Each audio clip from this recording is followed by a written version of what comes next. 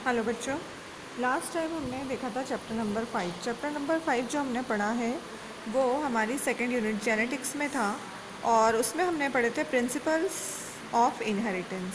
ठीक है, तो प्रिंसिपल ऑफ इनहेरिटेंस में हमने क्या क्या देखा है कि कैसे जो है कैरेक्टर ट्रांसफ़र होते हैं, मेंडल ने अपने क्या लॉज उसमें दिए हैं और यदि उनमें कोई भी डिसऑर्डर आते, जैसे हमने जेनेटिक और क्रोमोसोमल डिसऑर्डर्स देखे, तो वो कैसे होते हैं। अब जो नेक्स्ट चैप्टर है इसी यूनिट का वो है chapter number 6, molecular basis of inheritance, है ना, यानी वंशागति के आणविक सिद्धांत। मॉलिक्यूलर बेसिस, अभी हमने केवल क्या देखा लास्ट में चैप्टर में कि कैसे कैरेक्टर्स एक जनरेशन से दूसरे जनरेशन में जाते हैं, लेकिन अब उसमें कौन से मॉलिक्यूल्स जो है वो जा रहे हैं, क्रोमोसोम्स किसके बने हुए हैं, डीएनए किसका बना हुआ है, ये सारी चीज़ें हमको देखनी है इस चैप्टर में। ठीक है, तो हमारा जो चैप्टर नंबर 6 है वह है मॉलिक्यूलर बेसिस ऑफ इनहेरिटेंस, वंशागति के आणविक सिद्धांत। तो देखिए, सबसे पहले हम यहाँ देखते हैं कि न्यूक्लिक एसिड क्या होता है। ठीक है, न्यूक्लिक एसिड जो कि हमारा क्या है, जेनेटिक मटेरियल है। हमारा जो जेनेटिक मटेरियल है वो क्या है, डीएनए या डीएनए होता है और आरएनए होता है। तो ये पूरा हम इसमें देखेंगे। तो न्यूक्लिक एसिड जो है वो क्या है, nucleic acid are the macromolecules present in the all living cell. Macromolecule, nucleic acid macromolecules हैं, यानी वृहद अणु हैं जो कि हर लिविंग सेल में पाए जाते हैं। Friedrich Miescher was the first person isolated the nucleic acid from the pus cells. He called it as nuclein. इन्होंने सबसे पहले किस में देखे थे, पस सेल में देखे थे न्यूक्लिक एसिड और उसको नाम दिया था nuclein. As it has an acidic nature, hence Altman called S nucleic acid. अब इनका जो नेचर था न्यूक्लिन का वो कैसा था, एसिडिक, इसलिए इन्हें क्या नाम दिया गया, न्यूक्लिक एसिड। और जो न्यूक्लिक एसिड है वो दो टाइप्स के पाए जाते हैं लिविंग ऑर्गेनिजम्स में। एक होता है डीऑक्सीराइबोन्यूक्लिक एसिड यानी कि डीएनए, और दूसरा होता है राइबोन्यूक्लिक एसिड यानी कि आरएनए। ठीक है, डीएनए और आरएनए, ये दो टाइप के न्यूक्लिक एसिड सारे लिविंग ऑर्गेनिज्म में पाए जाते हैं। या तो डीएनए पाया जाएगा या आरएनए पाया जाएगा। मोस्ट ऑफ द ऑर्गेनिजम्स में क्या पाया जाता है, डीएनए। अब देखिए, पहले हम देखेंगे डीएनए पूरा, डीऑक्सीराइबोन्यूक्लिक एसिड। डीऑक्सीराइबोन्यूक्लिक एसिड आज हम पहले देखेंगे। तो देखिए, जो डीएनए या डीऑक्सीराइबोन्यूक्लिक एसिड होता है वो क्या है, genetic material of all living organism. Most of the, यानी यदि हम वायरस को छोड़ दें तो most of the living organism का जेनेटिक मटेरियल डीएनए होता है। This carries the coded information from one generation to another generation.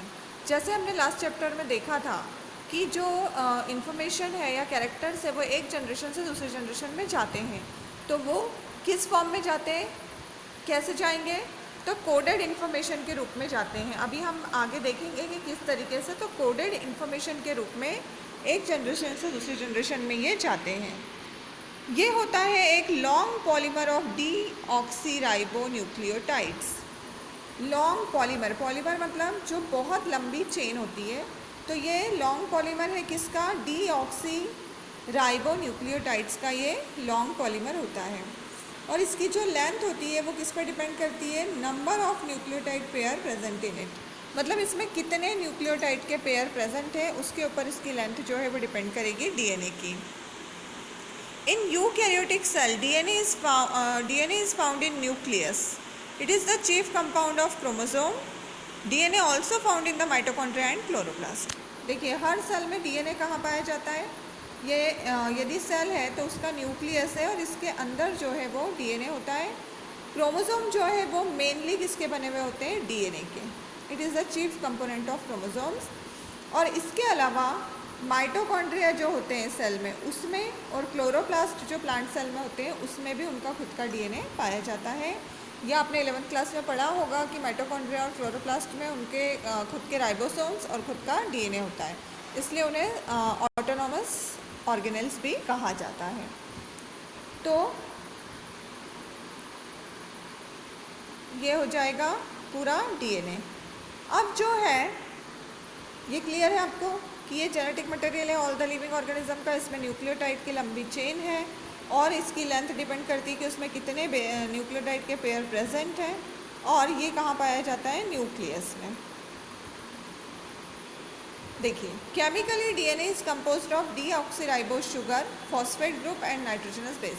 मतलब डीएनए 3 चीज़ों से मिलकर के बना हुआ होता है। एक होती है इसमें डीऑक्सीराइबोज शुगर, कौन सी शुगर है, डीऑक्सीराइबोज शुगर। दूसरा होता है फॉस्फेट ग्रुप और तीसरे होते हैं नाइट्रोजनस बेसिस। 3 चीज़ें हैं इसमें, शुगर, फॉस्फेट ग्रुप और नाइट्रोजनस बेसिस। तो शुगर है डीऑक्सीराइबोज और आरएनए में होगी राइबोज शुगर, ठीक है। तो डीऑक्सीराइबोज शुगर है यहाँ पर, इट इज़ अ पेंटोज। ये कैसी होती है, 5 कार्बन वाली, इसलिए इसे कहा जाता है पेंटोज शुगर। 5 कार्बन वाली शुगर है ये pentose. Having the molecular formula C5H10O4। इसका फॉर्मूला क्या है, C5H10O4, ठीक है। ये देखिए ये पूरा, तो ये इसका फॉर्मूला हो जाएगा शुगर का, डीऑक्सीराइबोज शुगर है इसमें। दूसरे इसमें होते हैं phosphate group, phosphoric acid forms the phosphate group. Phosphoric acid जो है वो फॉस्फेट ग्रुप बनाता है, ये फॉस्फेट ग्रुप है। और इसका जो मॉलिक्यूलर फार्मूला है वो है H3PO4। It is responsible for acidic nature of DNA. मतलब डीएनए का जो एसिडिक नेचर है वो इस फॉस्फोरिक एसिड के कारण ही होता है। तो ये 2 चीज़ें आ गई आपको समझ में, इसमें होती है डीऑक्सीराइबोज शुगर और फॉस्फेट ग्रुप। तीसरा जो चीज़ है यहाँ पर प्रेजेंट है वो है नाइट्रोजनस बेसिस, ठीक है। नाइट्रोजन वाले जो बेस हैं वो एक्चुअल में क्या है, nitrogen containing compounds. Nitrogenous bases का मतलब है nitrogen containing compounds. This are mainly divide into 2 groups. अब इनके भी 2 प्रकार हैं, प्यूरिन्स और पिरामिडिन्स, ठीक है। नाइट्रोजनस बेसिस को 2 पार्ट में डिवाइड किया है, प्यूरिन्स और पिरामिडिन्स। प्यूरिन्स जो है वो क्या होते हैं, double ring heterocyclic structural compound. Purines क्या है, डबल रिंग, मतलब जिनके बीच में जो डबल रिंग के बने हुए हैं, और हेट्रोसाइक्लिक स्ट्रक्चरल कंपाउंड है। हेट्रोसाइक्लिक है और इन्हें कहा गया है purines. The 2 types of purines present in DNA. DNA में 2 प्रकार के प्यूरिन होते हैं, एडिनिन जिसे हम शो करते हैं ए से, और ग्वानिन जिसे हम शो करते हैं जी से, ठीक है। ये देखिए ये एडिनिन है और ये ग्वानिन है, ठीक है। तो ये ऐसे हेट्रोसाइक्लिक रिंग्स हैं, डबल रिंग वाले। ये देखिए यहाँ पे दिख रही है आपको ऐसे डबल रिंग। तो ऐसे ही स्ट्रक्चर है प्यूरिन्स। तो 2 प्रकार के नाइट्रोजनस बेस होते हैं डीएनए में, प्यूरिन, पिरामिडिन। प्यूरिन में 2 है, एडिनिन और ग्वानिन। अब अगला जो है वो है पिरामिडिन। तो पिरामिडिन जो है वो सिंगल रिंग स्ट्रक्चर है, एक सिंगल रिंग वाले स्ट्रक्चरल कंपाउंड्स हैं ये। और यहाँ पर भी डीएनए में 2 प्रकार के पिरामिडिन्स रहते हैं, साइटोसिन सी और थाइमिन टी, ठीक है। तो ऐसे 2 प्रकार के क्या है यहाँ पर पिरामिडिन, ये साइटोसिन और ये थाइमिन। तो 2 प्यूरिन हो गए डीएनए में, एडिनिन, ग्वानिन, और साइटोसिन और थाइमिन पिरामिडिन्स हो गए। अब न्यूक्लियोसाइड्स किसे कहते हैं, देखिए, compounds formed by the combination of pentose sugar and nitrogenous base. जब पेंटोज शुगर नाइट्रोजनस बेस से जुड़ती है और जुड़कर कंपाउंड बनाती है, यहाँ पर कौन सी शुगर है, डीऑक्सीराइबोज, जब वो इनसे जुड़ेगी नाइट्रोजनस बेसिस यानी एडिनिन, ग्वानिन और साइटोसिन, थाइमिन से, तो उसे हम कहते हैं न्यूक्लियोसाइड। उसे हम क्या कह रहे हैं, nucleoside. Pentose sugar plus nitrogenous base. और nitrogenous base attach to the C1 of pentose sugar by an glycosidic linkage, मतलब फर्स्ट कार्बन से। नाइट्रोजनस बेस पेंटोज शुगर में हमने क्या बोला था, 5 कार्बन है, तो उसके पहले वाले कार्बन से ये जुड़ते हैं और इनके बीच में जो बॉन्ड बनता है उसका नाम क्या है, ग्लाइकोसिडिक बॉन्ड या glycosidic linkage. In DNA nucleosides are formed by the combination of deoxyribose sugar and nitrogenous bases, ठीक है। ये क्लियर है, न्यूक्लियोसाइड का मतलब दोनों का कॉम्बिनेशन, पेंटोज शुगर और नाइट्रोजनस बेसिस का। ये देखिए, यदि एडिनिन के साथ डीऑक्सीराइबोज शुगर जुड़ी है तो उसे हम कहते हैं डीऑक्सी एडिनोसिन ग्वानिन के साथ जुड़ी है तो उसे हम कहते हैं डीऑक्सीग्वानोसिन। साइटोसिन से जुड़ी है शुगर तो डीऑक्सीसाइटिडीन, और थायमिन से जुड़ी है तो उसे हम कहते हैं डीऑक्सीथाइमिडीन। ये न्यूक्लियोसाइड्स हैं, ठीक। तो ऐसे ये चारों देखिए न्यूक्लियोसाइड्स जो हैं आपको दिए हुए हैं, ठीक है। जब एडेनिन जुड़ेगा तो डीऑक्सी एडिनोसिन, ग्वानिन तो डीऑक्सीग्वानोसिन, साइटोसिन में डीऑक्सीसाइटिडीन और थायमिन में डीऑक्सीथाइमिडीन। तो ये इन्होंने अपने अपने न्यूक्लियोसाइड जो है वो बना लिए। अब है न्यूक्लियोटाइड। जो हमने बोला था कि न्यूक्लियोटाइड की लंबी चेन होता है डीएनए, तो न्यूक्लियोटाइड्स क्या हैं? तो न्यूक्लियोटाइड क्या है, देखिए, the compound formed by the combination of phosphate group with nucleoside. अभी एक चीज़ बची थी जुड़ना, देखिए पेंटोज शुगर और नाइट्रोजनस बेसिस जुड़ के क्या बनाया उन्होंने, ये देखिए तीन चीज़ें थी, शुगर प्लस नाइट्रोजनस बेस, ये जुड़ गए, इन्होंने बना लिया न्यूक्लियोसाइड। अभी क्या बचा हुआ है, फॉस्फेट ग्रुप बचा है। तो फॉस्फेट ग्रुप जब इन न्यूक्लियोसाइड में जुड़ेगा तो वो क्या कहलाएगा, न्यूक्लियोटाइड, ठीक है।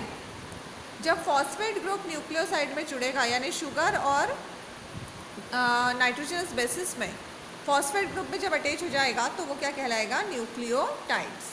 तो ऐसे 4 टाइप के न्यूक्लियोटाइड पाए जाते हैं। जैसे अभी हमने 4 न्यूक्लियोसाइड देखे, वैसे ही 4 न्यूक्लियोटाइड्स भी होते हैं, जैसे डीऑक्सी एडिनोसिन मोनोफॉस्फेट, फिर डीऑक्सीग्वानोसिन मोनोफॉस्फेट, डीऑक्सीसाइटिडीन मोनोफॉस्फेट और डीऑक्सीथाइमिडीन मोनोफॉस्फेट। तो ऐसे 4 प्रकार के न्यूक्लियोटाइड भी हमको मिलते हैं। क्लियर है? तो क्या हो रहा है यहाँ पे, फॉस्फेट ग्रुप जो है वो न्यूक्लियोसाइड से जुड़ गया। तो ये देखिए, ये फॉस्फेट ग्रुप, ये शुगर और ये क्या है, नाइट्रोजनस बेस। ये इसके पहले कार्बन पे ये जुड़ा हुआ है नाइट्रोजनस बेस और इस साइड पे ये जुड़ा हुआ है फॉस्फेट शुगर। तो ये पूरा जो स्ट्रक्चर है वो किसका है, न्यूक्लियोसाइड का। अब देखिए पॉलीन्यूक्लियोटाइड स्ट्रैंड। अब हमने बोला कि डीएनए जो है वो लंबी चेन है, तो वो कैसे बनती है उसे हम बोल रहे हैं polynucleotide strand. Number of nucleotides linked each other by phosphodiester bond. अब ये जितने भी न्यूक्लियोटाइड मिले हैं हमको अलग अलग 4 प्रकार के, वो आपस में किस चीज़ से जुड़े हुए रहते हैं, फॉस्फोडाइएस्टर बॉन्ड से जुड़े हुए रहते हैं, and forms a long chain of molecule called polynucleotide strand. ये सब आपस में जुड़ते जाते हैं फॉस्फोडाइएस्टर बॉन्ड से और बनाते हैं एक लंबी चेन, पॉलीन्यूक्लियोटाइड स्ट्रैंड जिसे हम कहते हैं। The phosphodiester bond forms between 5th and 3rd carbon atom position of pentose sugar.